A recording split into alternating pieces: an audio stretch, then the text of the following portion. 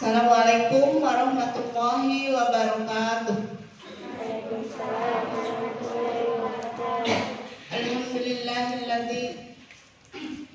Alhamdulillahirabbil alamin wassalatu wassalamu ala asrofil anbiya'i wal mursalin.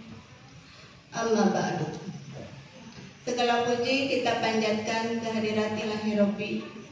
Salawat serta salam semoga dilimpahkan kepada junjungan kita Nabi besar Muhammad Sallallahu Alaihi Wasallam.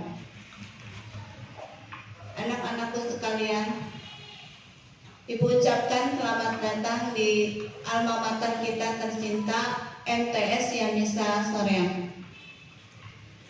Walaupun dalam masa pandemi ya, kita dapat berkumpul di sini bertatap muka. Ada peribahasa mengatakan tak kenal maka tak sayang.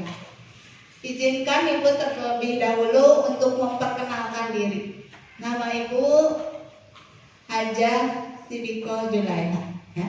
Hajah tahun 1993 sampai dengan sekarang. Materi yang akan Ibu sampaikan saat ini adalah tentang arti dan makna wawasan Wiyata Mandala. Boleh ditulis dulu. Arti dan makna wawasan Wiyata Mandala.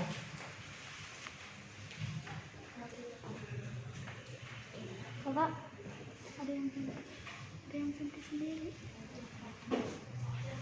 Wawasan suatu pandangan atau sikap yang mendalam terhadap suatu hakikat.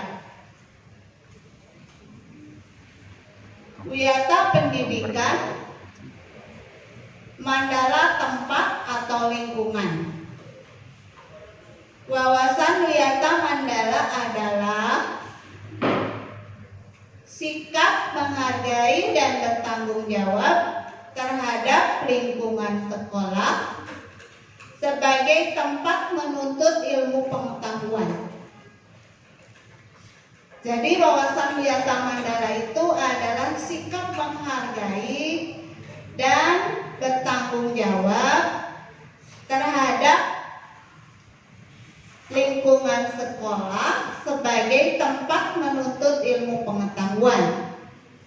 Adapun unsur-unsur wawasan Wiyata Mandala ada 5. Berapa? 5 ya. Pertama, sekolah. Anak-anak tahu sekolah itu tempat apa?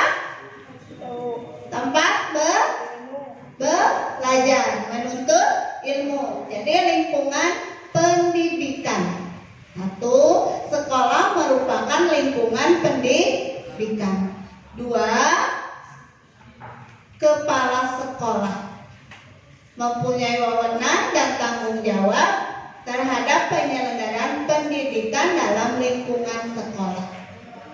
3, antara guru dan orang tua siswa harus ada kerjasama ya, kerjasama, hubungan yang erat serasi. Yang keempat, warga sekolah di dalam maupun di luar sekolah harus menjunjung tinggi martabat dan citra guru. Yang kelima, sekolah harus bertumpu pada masyarakat sekitarnya dan mendukung antar warga. Jadi ada berapa unsur wawasan Wiyata Mandala itu? Ada 5 ya. Pertama, sekolah. Yang kedua, kepala sekolah. Yang ketiga, antara guru dan orang tua siswa harus mempunyai hubungan yang erat ya. Yang keempat, warga sekolah. Yang kelima, sekolah harus bertumpu pada masyarakat sekitarnya dan mendukung antar warga ya. Sekolah dan fungsinya. Sekolah merupakan tempat penyelenggaraan PBM. Apa itu PBM? Mengajar. Ya. PBM itu proses belajar mengajar. Jadi di sekolah itu tempat PBM menanamkan dan mengembangkan berbagai nilai ilmu pengetahuan, teknologi, dan keterampilan. Sekolah merupakan lembaga pendidikan formal, tempat berlangsungnya PBM untuk membina dan mengembangkan satu, pengetahuan dan teknologi. Dua, kepribadian, ya. Yang kedua kepribadian, pandangan hidup atau kepribadian. Yang ketiga hubungan antara manusia dengan lingkungan atau manusia dengan Tuhannya. Keempat, kemampuan berkarya. Jadi di sekolah itu apa yang dikembangkan? Ada 4 macam. Pertama apa? Ilmu pengetahuan dan teknologi. Yang kedua, pandangan hidup atau kepribadian antara manusia dengan lingkungannya. Yang keempat, kemampuan berkarya. Sekarang fungsi dari sekolah. Sekolah di mana nantinya sekolah yang kamu gambarannya yaitu madrasah kita tercinta, ya, MTS yang bisa Soreang. Namun nanti akan belajar di sini dengan disebutkan tadi, ya, ada bapak ibu gurunya, ada kepala sekolah, ya, ada pembimbing dari ekstrakurikuler, ya. Adapun fungsi daripada sekolah adalah sebagai tempat masyarakat belajar karena memiliki aturan atau tata tertib kehidupan yang mengatur hubungan antara guru, pengelola pendidikan, siswa dalam PBM untuk mencapai tujuan pendidikan yang telah diterapkan dalam suasana yang dinamis. Nah, adapun ciri-ciri dari sekolah sebagai masyarakat belajar. Pertama, ada guru dan siswa. Sekarang, ya, ada guru, ada siswa. Kemudian timbulnya PBM, proses belajar mengajar. Ada tata tertib, ya, timbulnya PBM yang tertib. Yang ketiganya, terbentuk manusia Indonesia seutuhnya. Nah, prinsip sekolah. Prinsip sekolah sebagai Wiyata Mandala selain harus bertumpu pada masyarakat sekitarnya, juga harus mencegah masuknya paham, sikap dan perbuatan yang secara sadar ataupun tidak dapat menimbulkan pertentangan antara sesama karena perbedaan suku, perbedaan agama, perbedaan asal usul keturunan antara sesama, ya, tingkat sosial, ekonomi, serta perbedaan paham politik. Nah, di sini sekolah itu memiliki prinsip-prinsip sebagai berikut. Satu, ya, sekolah harus mempunyai prinsip, ya. Madrasah kita mempunyai prinsip di sini. Pertama, sekolah sebagai wadah atau lembaga yang memberikan bekal hidup. Jadi bekal itu bukan hanya uang jajan, ya. Jadi bekal untuk hidup di masa depan kamu disekolahkan, ya. Jadi di sekolah itu bukan sekedar lembaga yang mencetak para intelektual muda, namun lebih dari itu sekolah harus menjadi rumah kedua setelah rumah benar, ya. Nah, rumah yang kedua itu yang memberikan pelayanan dan pengalaman tentang hidup, mulai dari berorganisasi, bermasyarakat, ya, bersosialisasi, pendidikan lingkungan hidup atau PLH, dan bahkan pengalaman hidup yang sesungguhnya. Nah, kalau di sekolah itu ada semacam ekstrakurikuler, yaitu pramuka. Ada juga paskibra di sini ya. Nanti anak-anak bisa masuk dalam, harus wajib ya, masuk dalam pramuka, belajar berorganisasi di pramuka itu bagaimana meningkatkan kedisiplinan ya.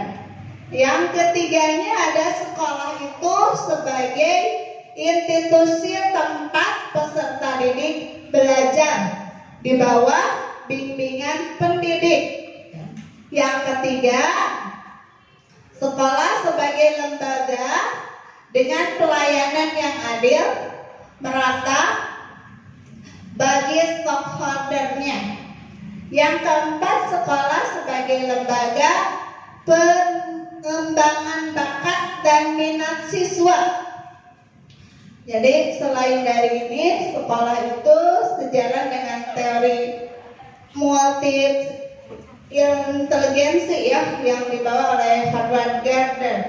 Diperhatikan oleh lembaga pendidikan, terutama sekolah, kemampuan bersosialisasi. Jadi yang penting. Jadi kalau sekarang itu ranking bukanlah nomor 1, ya. Sekarang itu belajar bagaimana di sekolah itu bisa.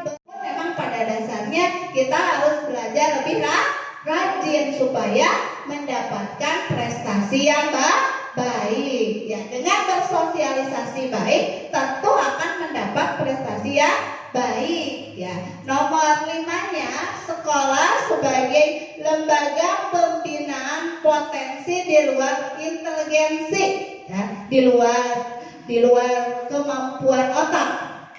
Peningkatan kemampuan intelektual, emosional, maupun kemampuan-kemampuan lain mendapat perhatian yang seimbang.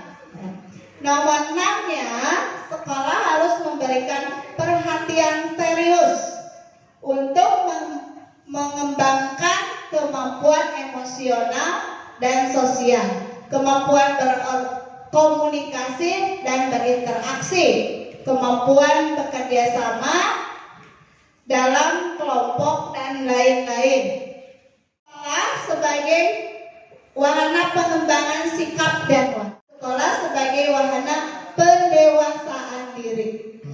Jadi di sini di dalam dunia yang berubah begitu cepat, salah satunya kompetensi dasar yang harus dimiliki tiap peserta didik adalah kompetensi dasar belajar secara mandiri. Nah, sekarang ya, masa pandemi ini kalian sudah mulai belajar secara mandiri. Kenapa? Dengan online, dengan daring, bisa mencari sendiri, diberikan oleh Bapak Ibu guru pendidik, Bapak Ibu guru, bahannya yang inti-intinya dicari sendiri, jawabannya oleh anak-anak. Ya, jadi dengan adanya online kamu bisa belajar mandiri ya.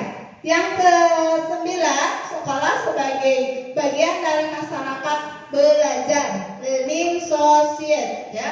Sekolah bukan hanya sebagai tempat pembelajaran bagi peserta didik, namun juga seharusnya sekolah mampu menjadi pusat pembelajaran bagi masyarakat di lingkungan sekitar.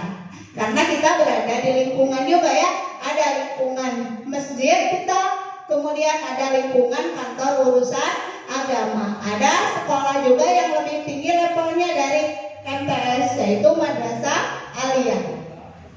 Jadi lingkungan di Madrasah Sanawiyah itu selain ada Madrasah Aliyah, ada lingkungan masjid, lingkungan kantor urusan agama. Ya. Untuk selanjutnya yaitu penggunaan sekolah. Penggunaan sekolah sebagai suatu lembaga pendidikan yang diperuntukkan sebagai tempat proses kegiatan belajar mengajar. Tidak diperbolehkan dijadikan sebagai tempat ajang promosi, jual beli. Tidak boleh jual beli produk yang ada di Burma, ya. Tidak boleh, itu tidak diperkenankan Tidak boleh dijual produk-produk perniagaan yang tidak berhubungan dengan pendidikan. Kalau ada koperasi sekolah misalnya menjual alat tulis itu diperkenankan, bahkan harus kita mempunyai koperasi sekolah ya. Nomor 2, sekolah merupakan lingkungan bebas asap rokok. Tidak boleh ada anak yang merokok, kena sanksi ya, tidak boleh merokok. Nah, ada yang bertanya dalam hati, kok Bapak Guru bisa merokok ya? Nah, itu harus dipertanyakan ya. Kenapa Bapak Guru merokok? Nomor 3, penyebaran aliran sesat atau penyebarluasan aliran agama tertentu yang bertentangan dengan undang-undang. Tidak boleh sama sekali ya.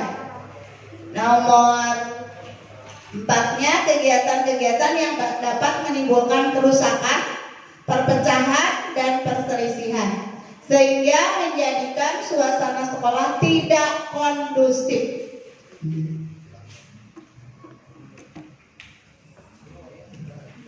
Penataan Wiyata Mandala dalam upaya ketahanan sekolah. Nah, ada ketahanan sekolah itu lebih menitik beratkan pada upaya-upaya yang bersifat preventif. Perlu dilakukan penataan Wiyata Mandala di sekolah melalui langkah-langkah. Jadi penataan Wiyata Mandala. Pertama, meningkatkan koordinasi dan konsolidasi sesama warga sekolah untuk dapat mencegah sedini mungkin adanya kegiatan dan tindakan yang dapat mengganggu proses belajar mengajar supaya aman. Bagaimana caranya ya? Jadi adanya peningkatan koordinasi dan konsolidasi ya. Kalau dulu mah ada piket keamanan sekolah ya. Jadi dari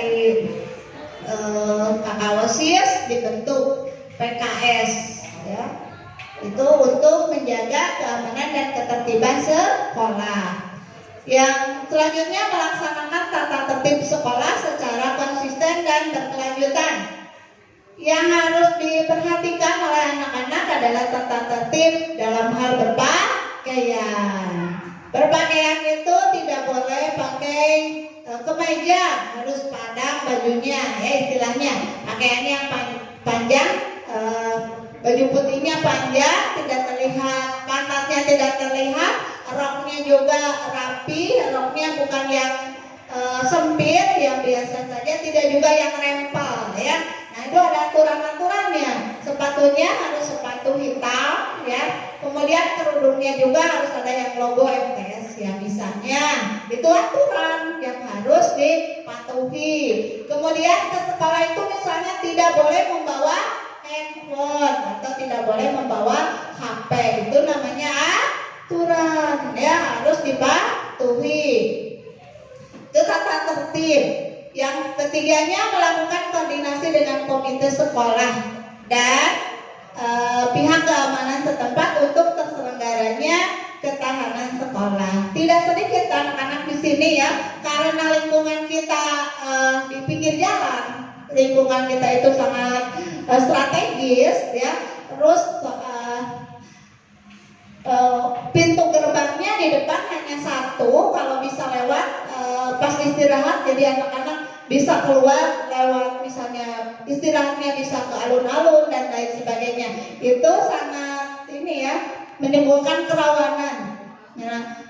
Dan tidak diperkenankan anak-anak juga istirahat untuk terlalu jauh ya. Jadi istirahatnya hanya berada di lingkungan sekolah ya. Mengadakan penyuluhan dan pembinaan kesadaran hukum bagi siswa. Mengadakan penyuluhan bagi orang tua dan siswa yang bermasalah.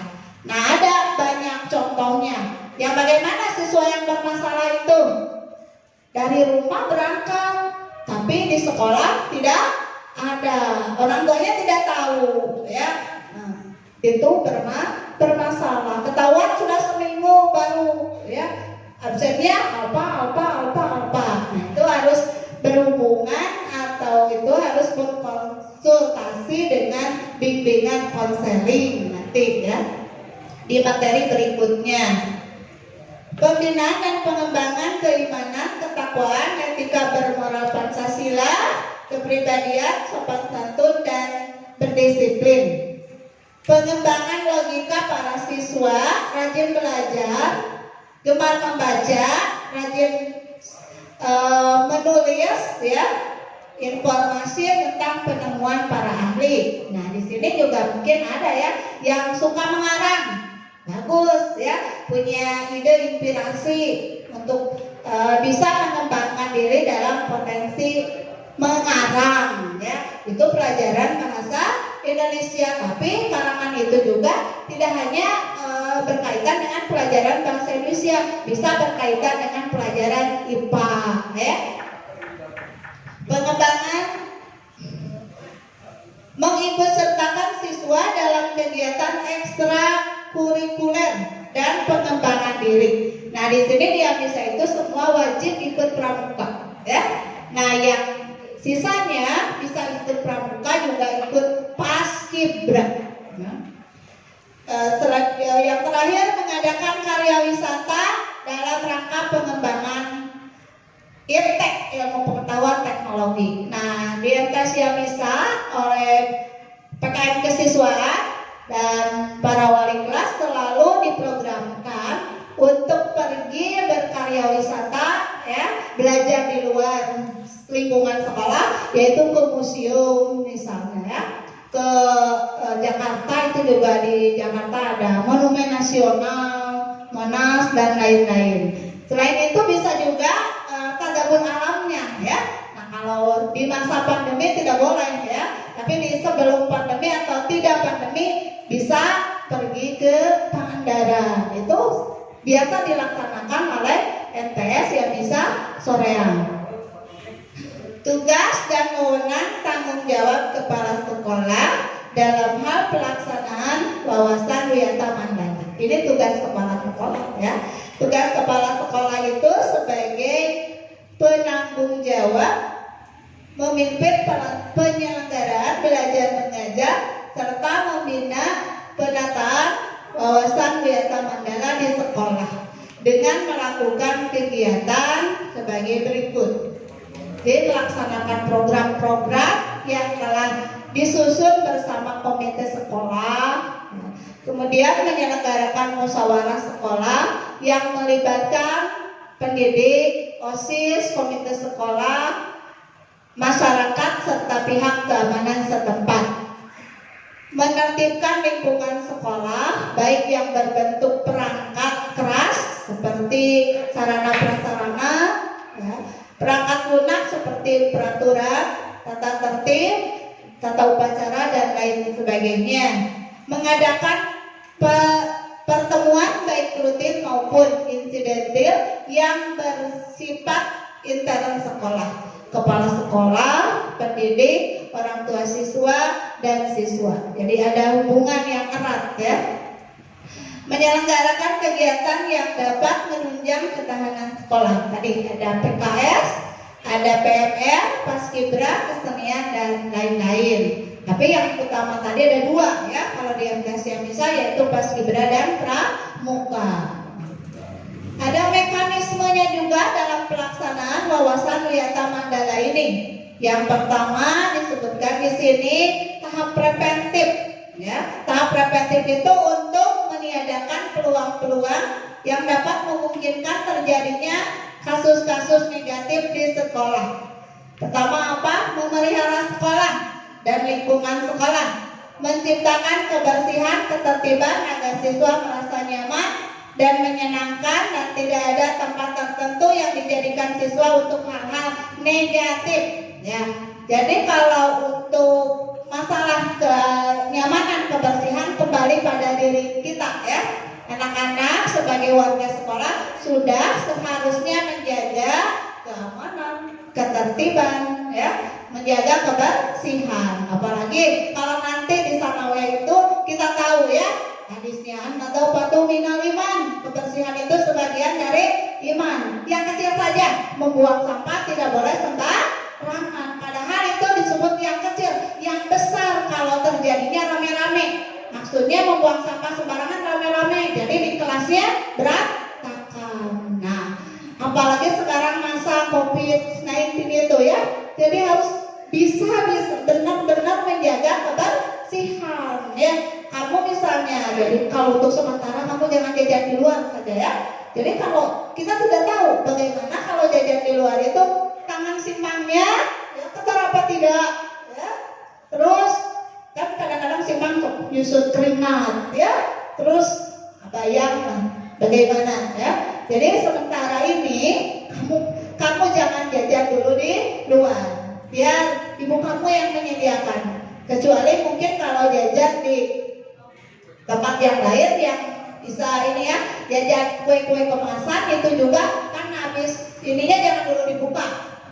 Bersihkan dulu, kemudian tangan kamu benar-benar bersih, buka, kemudian bisa dicicipi ya. Itu harus menjaga kebersihan. Bagaimana supaya kita mencegah saja ya, menghindar, karena kita sekarang sedang ini ya, sebenarnya tidak boleh berkumpul begini karena ini masa darurat saja ya.